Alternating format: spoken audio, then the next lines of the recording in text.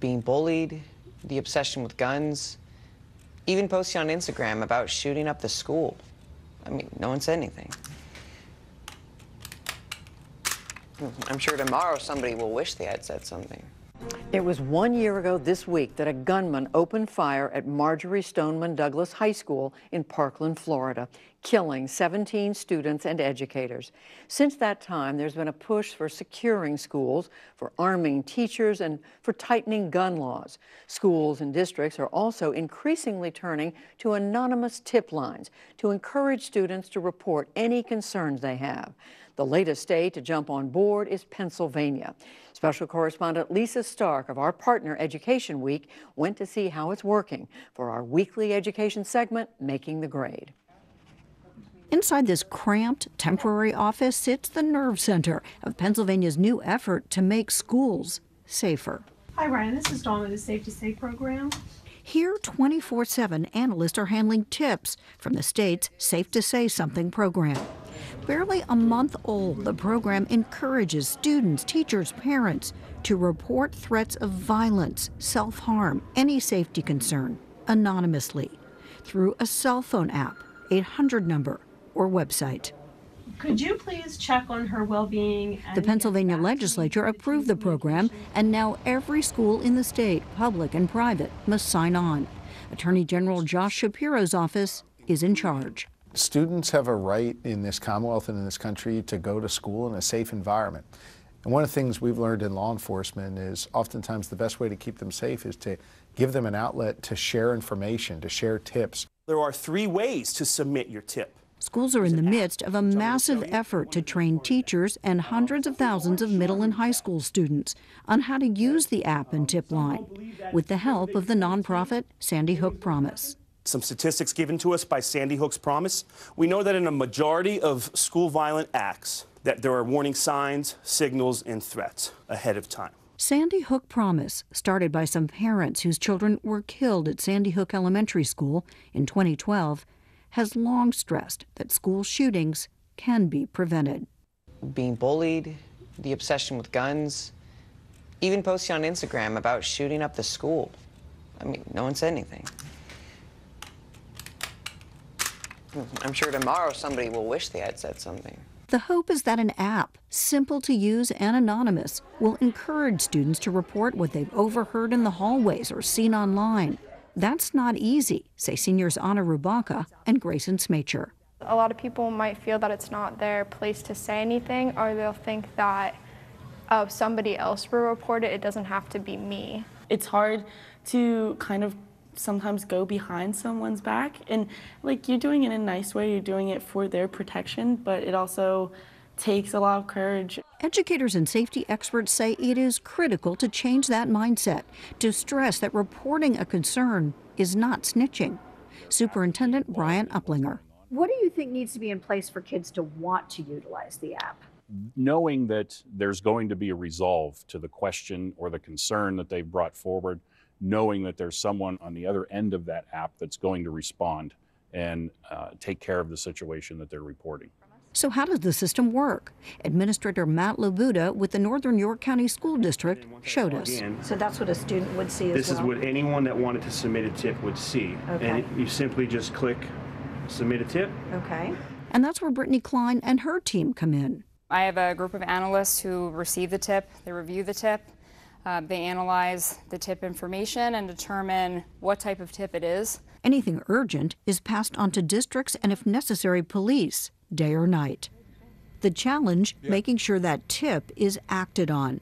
That did not happen in Parkland, where numerous tips pointing to a school shooter were dismissed or ignored by local law enforcement, the FBI, and school officials.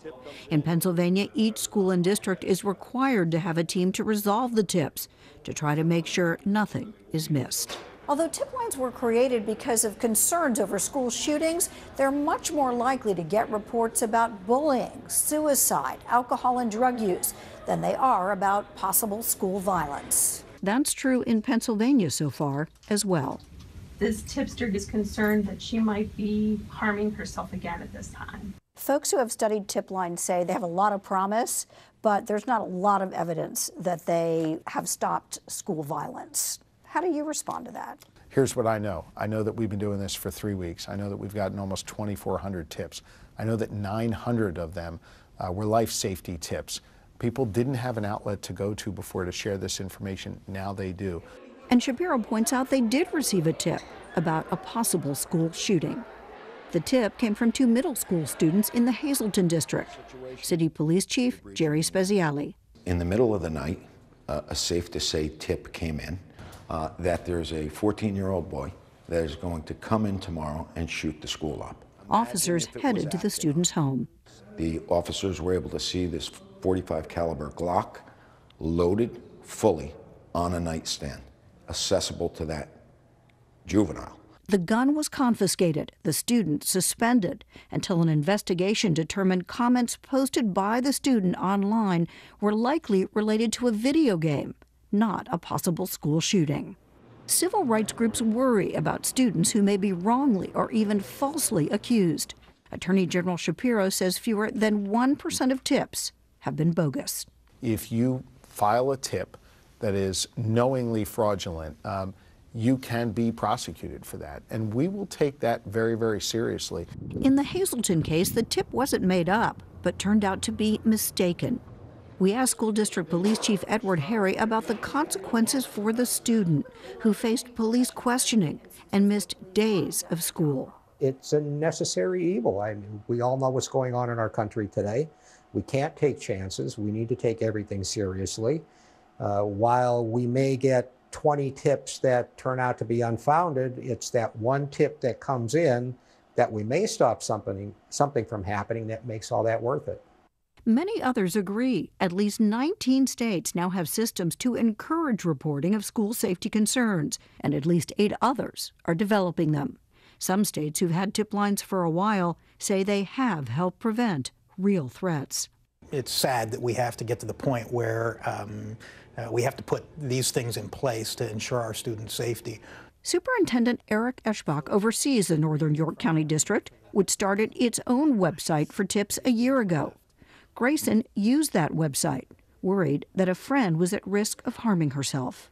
I feel like you just have to go with your gut. If you feel like someone is endangered or is endangering someone else, it should be automatically reported without hesitation. I never want to think back and say I regret not doing anything. That's my worst fear. Tip lines, along with metal detectors, school resource officers, restricted entries, are all tangible signs of school security. Everyone can point to them and go, look what we did. Amanda Klinger with the Educator School Safety Network says what's more important is the tougher work of helping educators create a school climate where students feel welcomed and accepted. School safety is the work that needs to be incorporated into the educational practice of every educator. It's nuanced work. It takes time. It takes professional development time. It takes money. That's really critical work, but it's way easier to go, hey, look what we did. We installed the tip line.